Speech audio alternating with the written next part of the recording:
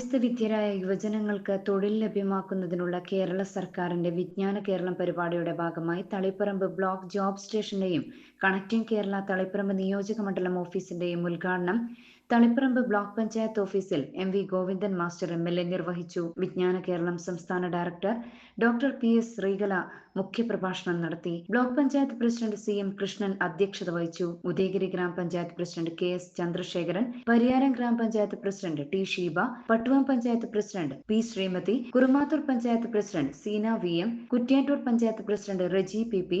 Block panchayat member Koyyan Janardhanan, block panchayat secretary കെ.വി. Prakashan, Vijnana Keralam resource person കെ. രവി എന്നിവർ ആശംസാ പ്രസംഗം നടത്തി. കണക്റ്റിംഗ് കേരള കോർഡിനേറ്റർ ലിഷ കെ സ്വാഗതവും കില ബ്ലോക്ക് കോർഡിനേറ്റർ ടി. മോഹനൻ നന്ദിയും പറഞ്ഞു.